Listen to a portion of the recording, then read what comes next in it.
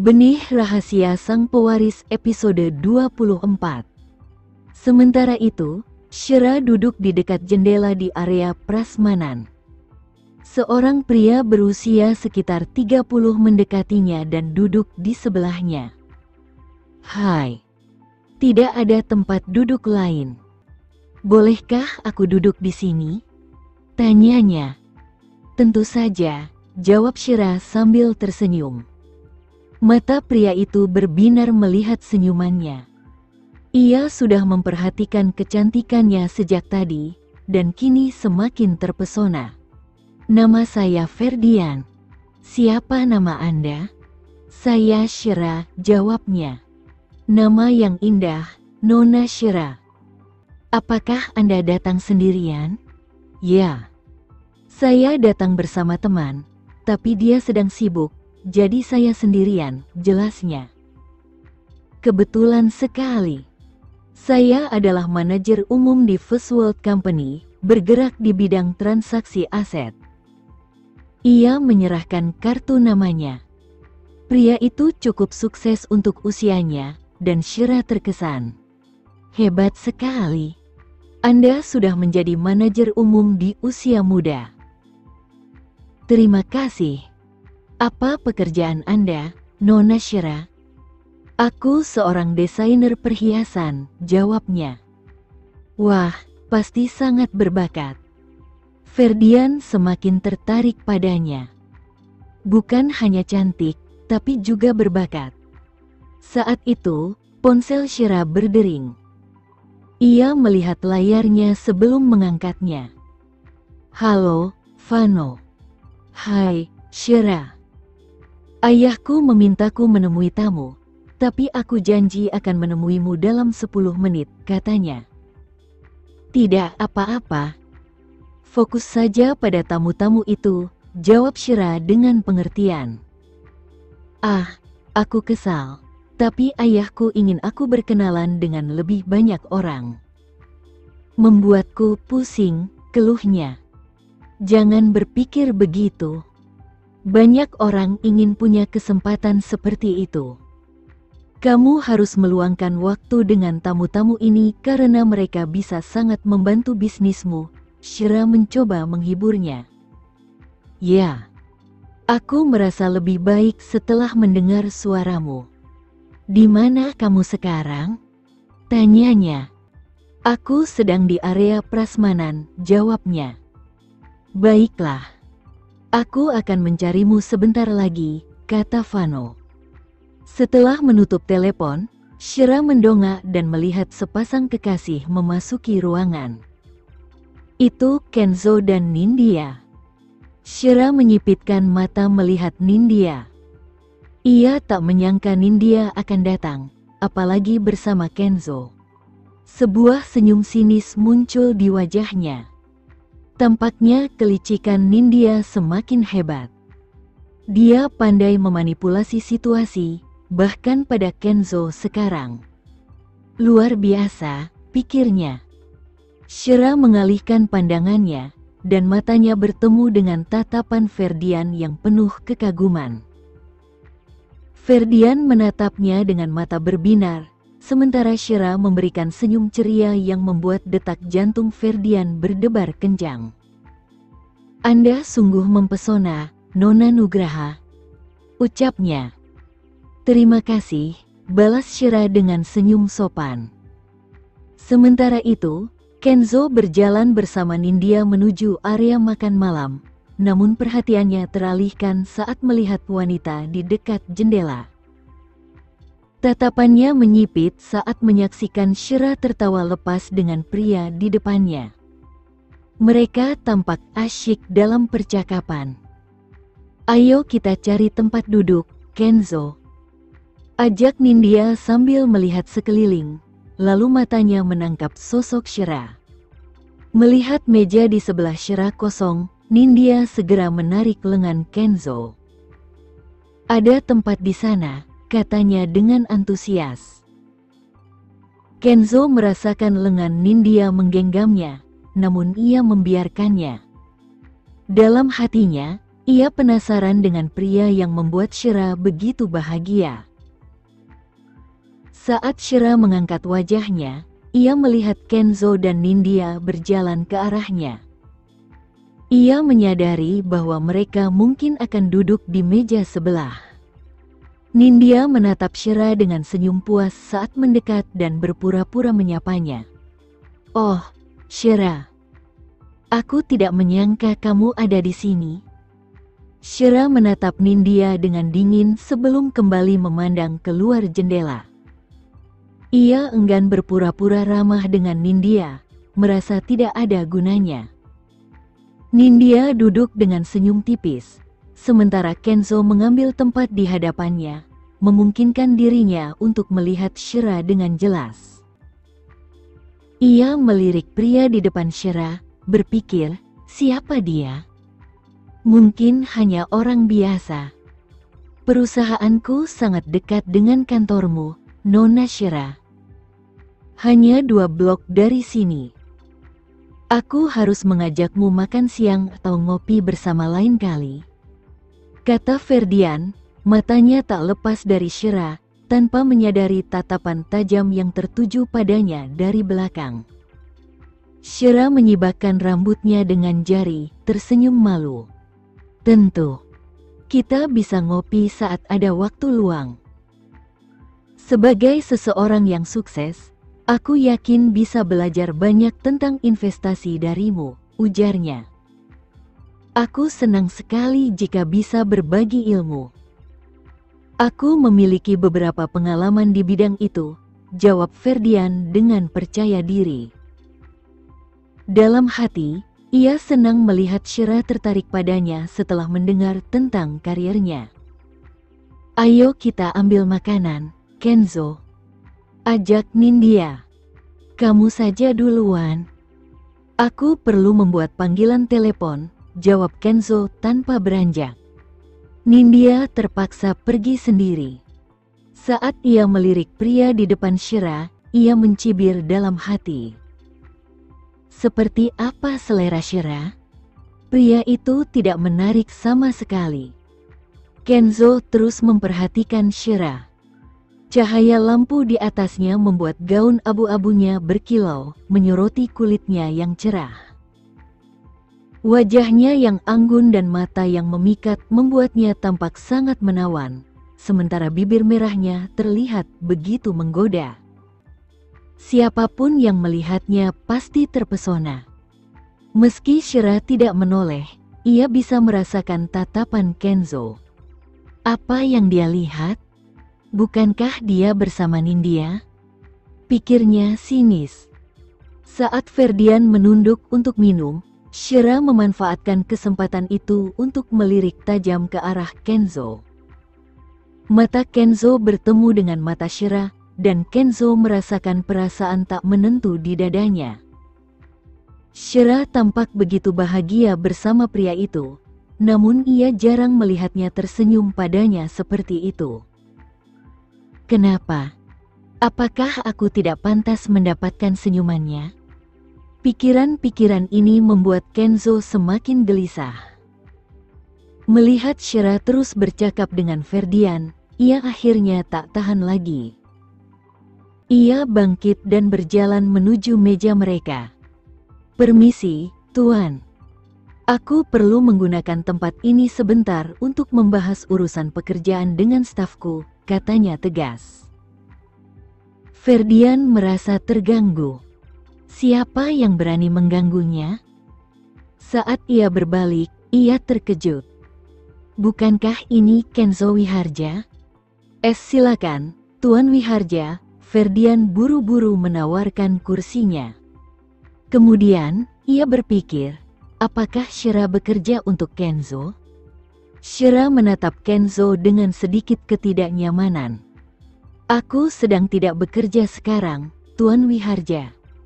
Mari kita bicarakan urusan kantor saat jam kerja, ujarnya dingin.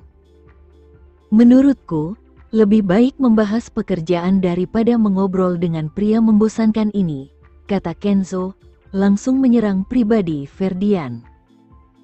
Ferdian terdiam sejenak sebelum tersenyum kaku. Anda benar, Tuan Wiharja. Mungkin saya terlalu banyak bicara, ujarnya. Shira terkejut dengan sikap Kenzo. Baru kali ini aku melihat seseorang berbicara kasar langsung di depan orangnya, gumamnya. Apa aku salah bicara? Kenzo mengangkat alis dengan arogan. Memang benar Ferdian suka membanggakan diri, tapi aku tidak keberatan mendengarnya. Pikir Shira. Aku suka mendengar orang berbagi pencapaian mereka.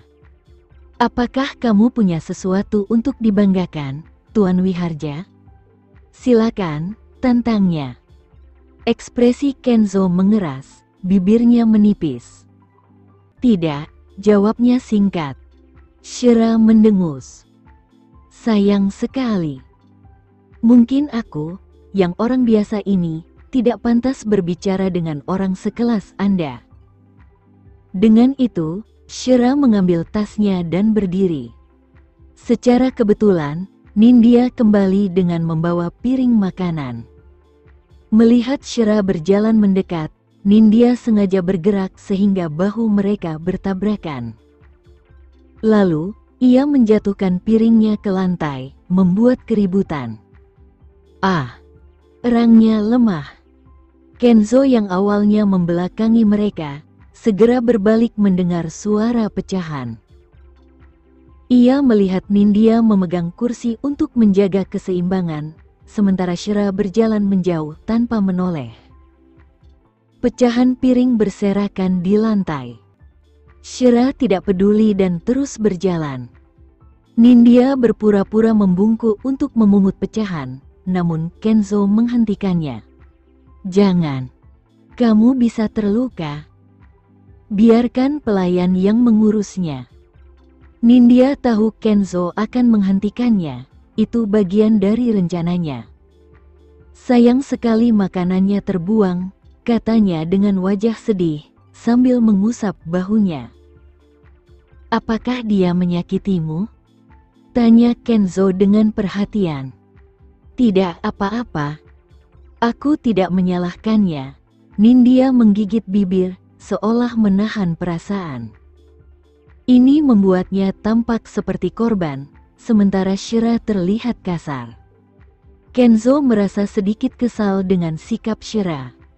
Mengapa dia bersikap seperti itu? Shira sadar Nindya hanya berpura-pura, tetapi ia tidak ingin terlibat. Kenzo terlalu buta untuk melihat kebenaran. Aku tidak akan repot-repot memberitahunya, pikirnya. Di sisi lain, Vano dan orang tuanya masih di ruang VIP.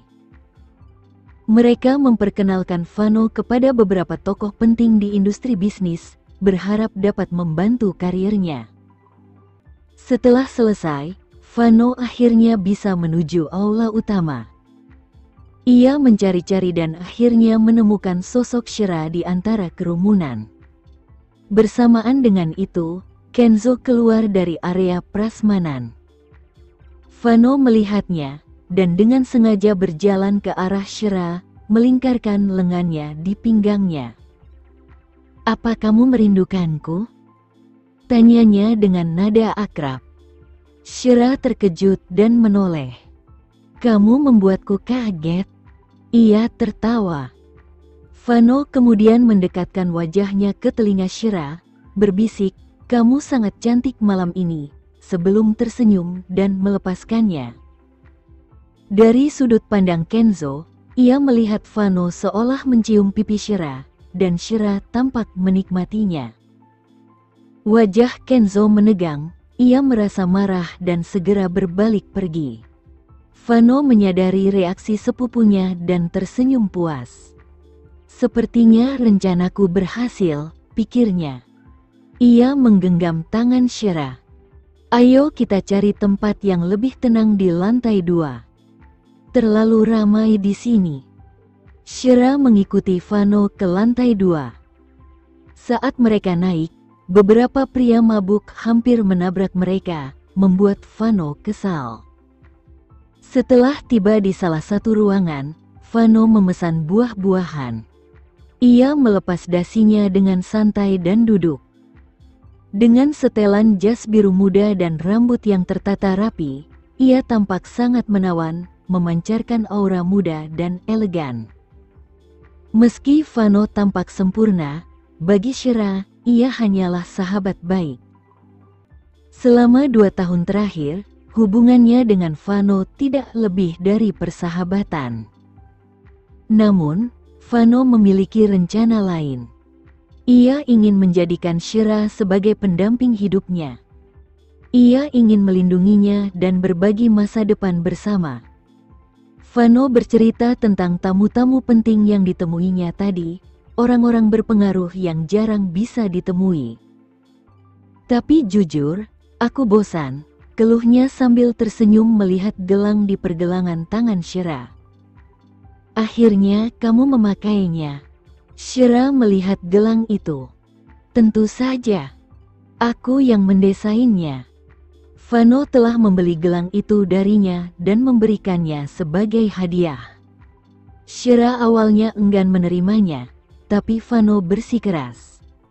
Saat itu, ponsel Fano berdering. Halo, Ayah. Fano, keluarga Ananta sudah tiba.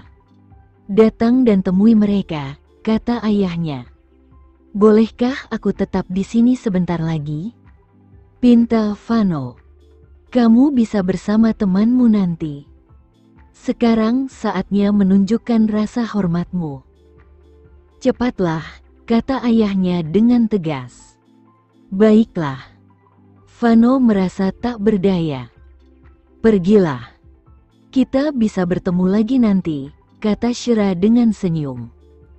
Tunggu aku di sini, aku akan segera kembali, jawab Fano. Setelah Fano pergi, Shira menikmati teh buah sambil membaca berita di ponselnya. Baru beberapa menit berlalu, pintu terbuka. Ia mendongak, mengira Fano kembali. Namun, yang muncul adalah Kenzo. Bagaimana kamu tahu aku di sini?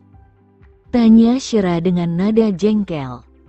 Kenzo masuk dan menutup pintu, duduk dengan tenang di sofa. Jauhi Fano, perintahnya tanpa basa-basi. Shira mendesah. Kenapa kamu selalu ikut campur? Aku dan Fano tidak butuh kamu untuk mengatur. Tatapan Kenzo menjadi dingin.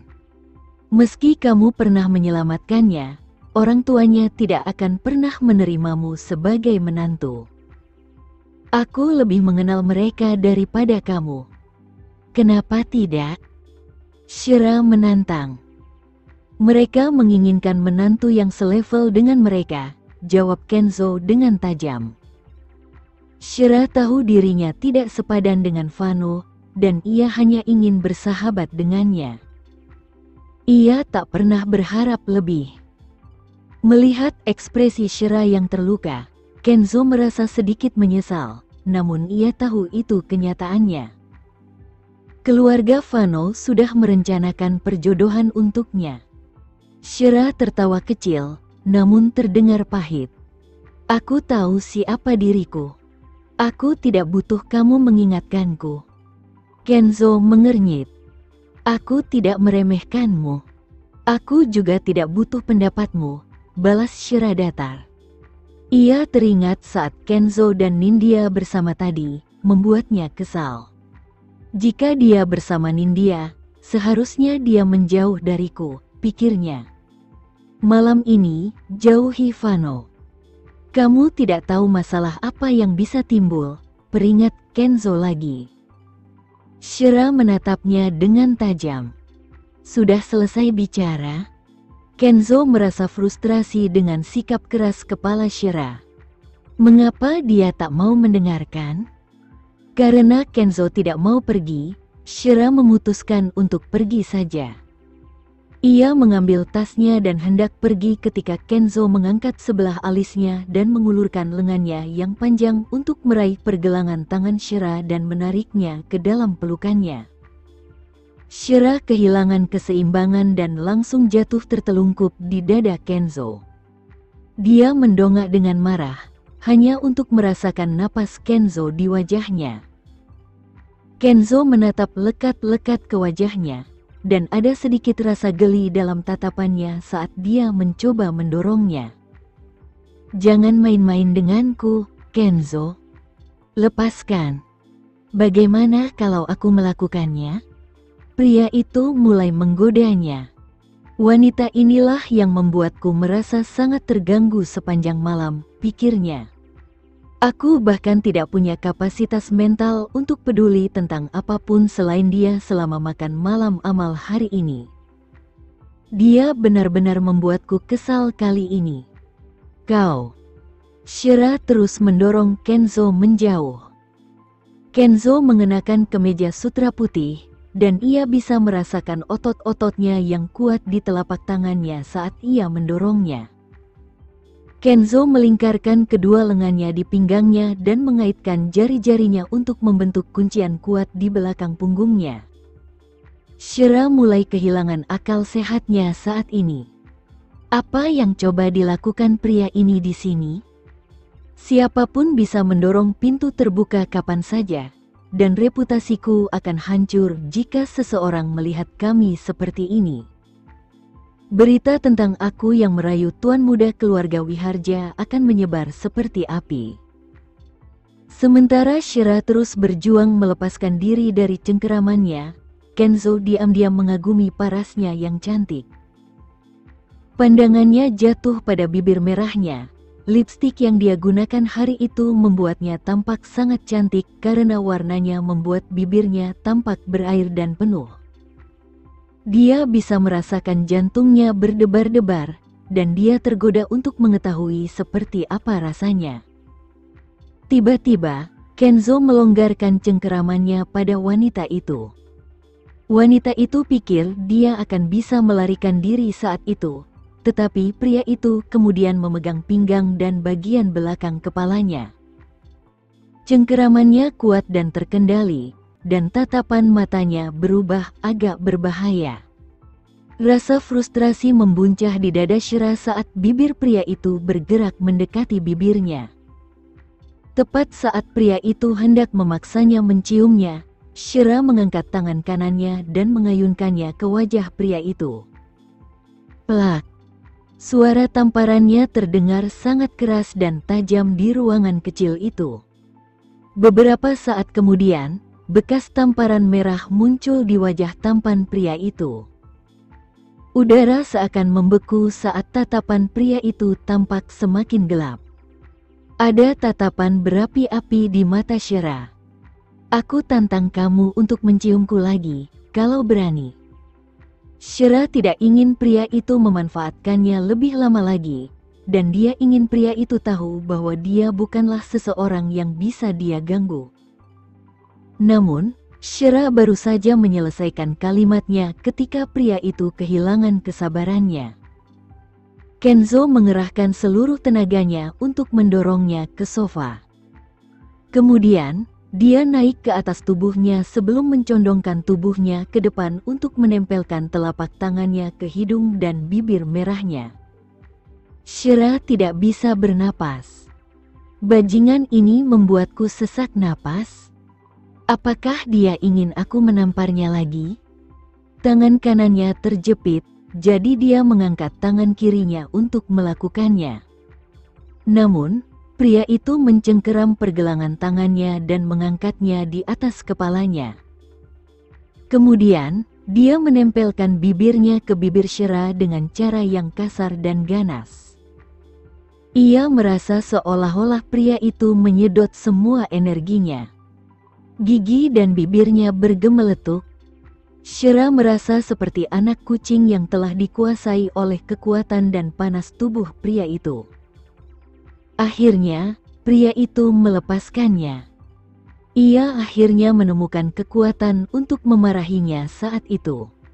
"Kau bajingan, Kenzo. Kau benar-benar brengsek," teriaknya. Namun, pria itu hanya berdiri untuk pergi. Setelah Kenzo keluar, Shira meneguk air beberapa teguk sambil memikirkan tamparan yang dia berikan padanya sebelumnya. Mengapa aku tidak memukulnya sedikit lebih keras? Yah, semua orang tahu bahwa Tuan Muda Kenzo mungkin akan menjadi pilihan paling populer di antara para wanita muda lainnya. Namun, satu-satunya wanita yang dia coba cium menamparkan wajahnya dengan keras. Dia mungkin tidak pernah merasa begitu malu sepanjang hidupnya. Shira sedang mempertimbangkan apakah akan meninggalkan pesta atau tidak ketika teleponnya mulai berdering. Dia melirik ide penelepon sebelum menarik napas dalam-dalam dan mengangkatnya. "Halo, Nyonya Tua Wiharja," katanya dengan nada serius. "Di mana kamu, Shira? Kenapa aku tidak melihatmu?" tanya Helena. "Saya sedang beristirahat di salah satu kamar di lantai 2, jawab Shira. "Aku di lantai pertama. Cepat ke sini. Aku ingin bertemu denganmu." Wanita tua itu berbicara dengan nada lembut namun tegas. Shira merasakan jantungnya berdebar kencang saat dia berpikir, "Kurasa Nyonya Tua Wiharja tidak tahu bahwa aku baru saja menamparkan cucu kesayangannya, kan?" Shira memaksakan diri untuk turun ke bawah. Ia mendapati Helena dikelilingi oleh sekelompok orang. Helena mengenakan gaun ketat dan elegan yang membuatnya tampak sangat muda dan berkelas. Ia tampak sangat baik dan ramah meskipun rambutnya penuh dengan uban. Sebelum Shira menghampirinya, Helena telah menyingkirkan kerumunan dan berjalan ke arah Shira. Seolah-olah Shira adalah tamu VIP di sana. Semua orang di kerumunan itu melemparkan pandangan penasaran ke arah Shira. Dari keluarga kaya manakah wanita muda ini berasal? Mengapa Nyonya Tua Wiharja memberinya sambutan yang begitu meriah? Mereka bertanya-tanya. "Nyonya Tua Wiharja," sapa Shira sambil tersenyum. "Nah, gadis kecil, kamu tampak sangat cantik malam ini." Helena mengulurkan tangannya untuk memegang tangan Shira sambil berbicara kepada orang banyak di sekitarnya. "Ini adalah cucu baptisku, Shira." Begitu orang banyak mendengar apa yang dikatakan Helena, gadis-gadis muda itu menatap Shira dengan pandangan kagum. Bagaimana dia bisa seberuntung itu? Mengapa Nyonya Tua Wiharja memilihnya sebagai cucu baptisnya? Pada saat yang sama, pemilik sepasang mata penuh kebencian dan kecemburuan itu menatap Shira dari luar kerumunan, yang tidak lain adalah Nindya, yang menyaksikan Helena memperkenalkan Shira kepada semua orang di sekitarnya. Mata Nyonya Tua Wiharja dipenuhi dengan cinta untuk Shira, tetapi bagaimana denganku? Meskipun Nindya bukanlah gadis 5 tahun lalu, ia mulai menganggap dirinya sebagai Shira dari 5 tahun lalu. Itulah sebabnya ia merasa diperlakukan tidak adil. "Hei, di mana Kenzo? Kenapa aku tidak melihatnya?" Helena tiba-tiba menyadari bahwa cucu tertuanya tidak ada di sana. Jantung Shira berdebar kencang saat dia berpikir, bekas jari di wajah Kenzo sangat jelas. "Kurasa dia seharusnya tidak muncul di sini." Beruntung bagi Shira, Helena hanya menyuruh orang lain untuk mencarinya tanpa meminta kehadirannya. "Kemarilah, Shira. Mari kita duduk dan mengobrol." Helena memegang tangan Shira dan menuntunnya ke sofa. Tepat saat itu, Nindya sengaja muncul di samping mereka sambil memanggil Helena. "Nyonya Tua Wiharja." Helena berbalik dengan terkejut. Ketika dia melihat Nindya mendekat, senyum tulus menghiasi wajahnya. "Kamu juga datang, Nindya." Nindya segera melingkarkan lengannya di lengan Helena. "Kamu tidak keberatan aku hadirkan, Nyonya Tua Wiharja? Kenzo bilang kepadaku bahwa dia tidak menerima undanganku. Aku tidak akan tahu tentang semua ini jika Erik tidak memberitahuku." "Sepertinya ada kesalahan," jawab Helena. Awalnya, Helena tidak menginginkan Nindya hadir di acara itu, tetapi dia tak bisa berbuat apa-apa karena Nindya sudah berada di sana. Aku sangat merindukanmu, Nyonya Tua Wiharja. Nindya mengecup pipi wanita tua itu dengan penuh kasih. Dari keluarga mana gadis muda ini, Nyonya Tua Wiharja? Salah satu wanita di kerumunan bertanya penasaran. Nindya segera menjawab sambil tersenyum. Aku juga salah satu cucu baptis Nyonya Tua Wiharja. Setelah Nindya menyelesaikan kalimatnya, ekspresi Helena menjadi agak rumit. Helena bisa dengan mudah memahami apa yang Nindya coba lakukan. Ternyata Nindya lebih manipulatif daripada yang diperkirakan Helena. Nindya dan Shira Nugraha berdiri di sebelah kiri dan kanan Helena, dan Shira hanya terus tersenyum setelah mendengar pernyataan Nindya. Shira sebenarnya mengejek dalam hatinya ketika melihat apa yang Nindya coba capai. Nindya ingin mengalihkan perhatian Shira dan membuat orang banyak mengenalnya agar statusnya di masa depan semakin diperhatikan. Di mata publik, siapapun yang dekat dengan Helena harus memiliki hubungan baik dengan keluarga Wiharja. Tanpa disadari Nindya, Helena dengan tenang menarik tangannya dari lengan Nindya sebelum berbicara kepada kedua gadis tersebut. Ayo, ngobrollah dengan aku. Helena mengarahkan Shira ke arah sofa, dan Nindya segera mengikutinya. Helena tidak ingin Nindya mendapatkan semua perhatian yang berharga itu. Awalnya, Helena memiliki beberapa masalah pribadi yang ingin dibicarakan dengan Shira, tetapi ia harus menundanya karena Nindya berada di samping mereka.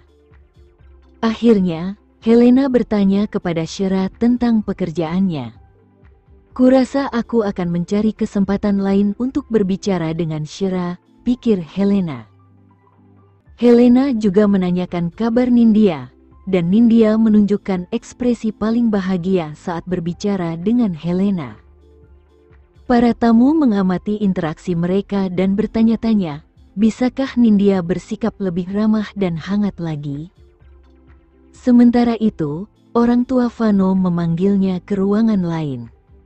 Ada sepasang suami istri kaya yang duduk di dalam, dan seorang gadis muda nan cantik duduk di samping mereka. Mata gadis itu berbinar saat melihat Vano karena dia tertarik padanya. Ayo, Vano.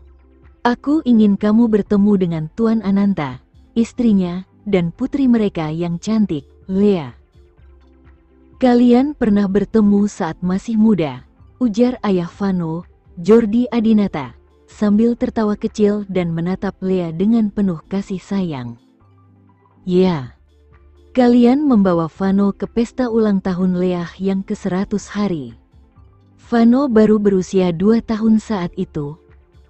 Kami sudah punya ide untuk menjodohkan mereka sejak saat itu, kata istri Ananta sambil tersenyum manis. Tepat sekali. Perbedaan usia mereka sangat pas.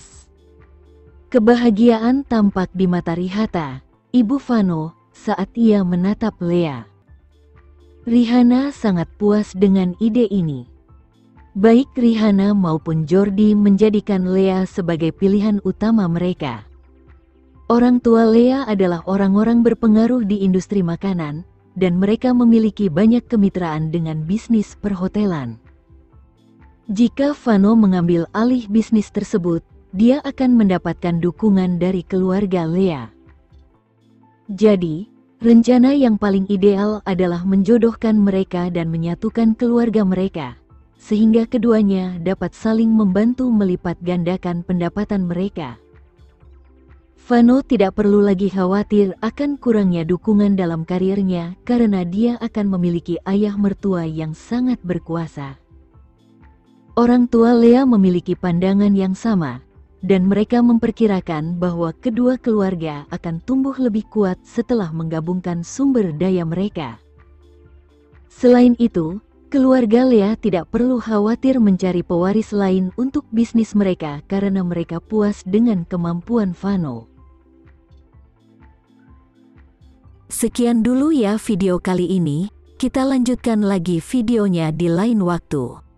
Oh iya, bagaimana menurut kalian? Semoga bisa sedikit menghibur kalian semua. Untuk teman-teman yang baru nonton, jangan lupa subscribe ya, hehehe. Dan kalau teman-teman ada yang ingin gabung langganan, bisa langsung gabung saja untuk dapat fitur yang menarik dan sedikit membantu Mimin. Terima kasih banyak sudah menonton, sampai jumpa lagi, bye.